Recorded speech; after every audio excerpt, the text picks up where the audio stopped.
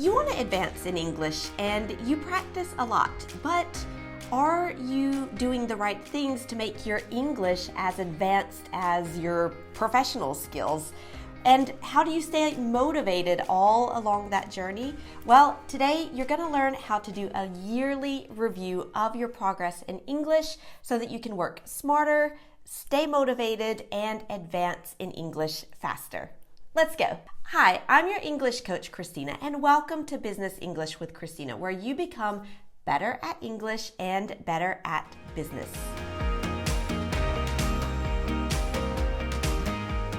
Now, you've probably already done a yearly review at your work or at your company. Basically in business, a yearly review, it's the chance to look back at the year and to pay attention to any of your milestones or like your big achievements. And you'll also think about your current strengths, what you really do well. And then maybe finally you'll look at the areas that you want to improve, or maybe any new skills or new habits that you want to develop. And a yearly review in English, it's quite similar because what you do is look at your milestones, your strengths, the areas that you want to improve. But here the goal is, of course, to advance your English. So let's start by looking back at your milestones in English from the previous year. Now, like any good coach, I'm here to ask you the questions so that you can find your own answers. I don't have the answers for you, but I can guide you to help you to find them. So here's my first question for you. Is there anything new that you did in English this year? And even if it's something small, like did you manage your first client in English? Did you start answering the phone without feeling so afraid?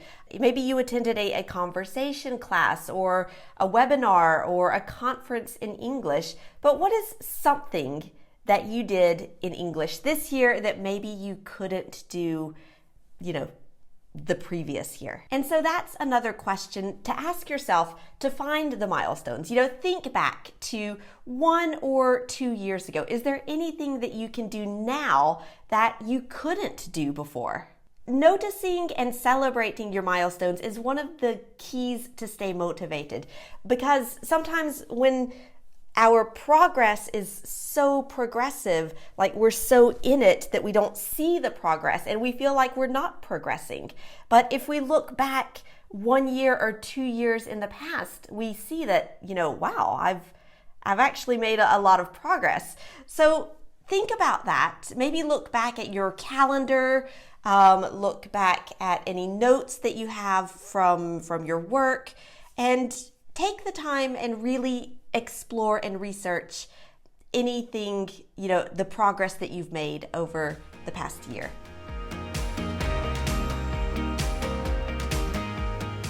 Okay, so back to the questions to help you with your yearly review in English. So now I want you to think about your strengths in English, and here are some questions to inspire you. What can you already do in English at work? And it's okay if it's something small. It's important to create a list of the things that you can do. And here's another question for you. What are your strengths in English in general? Take a minute to think about the skills that you already have in English, even if maybe it's not something that's directly related to your work, but that's okay. Maybe your grammar is good. Maybe you feel like you're pretty good at pronunciation, or you remember vocabulary well, whatever. But think about your strengths, because that can help you just to remember that you're not starting from zero and that you probably already have accomplished a lot, and you can now build on the things that you know already. All right, now here's where it gets interesting, because you're going to choose some areas that you want to improve next year. So ask yourself this: what would you love to be able to do in English at work or in social situations? And it's okay if this list is like really long at first. Right now, you're just brainstorming and trying to think of anything that comes to mind. All right, so now you've got that maybe long list of things that you would love to be able to do in English.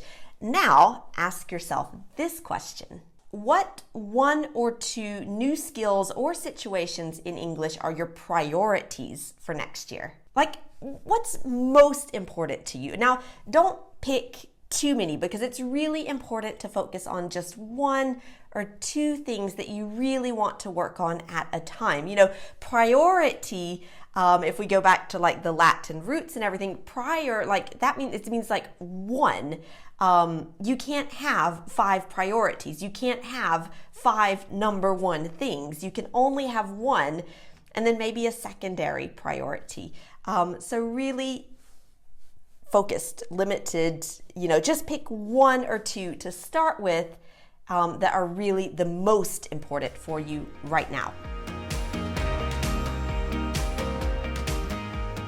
Now that we know all of that, here's a bonus question for you to really take action and start the ball rolling on this process.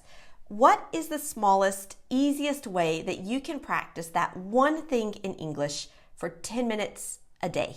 And the easier, the better. Like if you want to become better at, I don't know, like running conf calls in English or running meetings in English, leading meetings in English, maybe the first thing to start with is just the beginning of the meeting where, you know, in those first few minutes, you're welcoming everyone into the meeting. Try to work on that, just that, for 10 minutes every day this week. And if you do that for 1 week, by the end of the week, I promise you will, I want to say you will be amazed at the progress that you make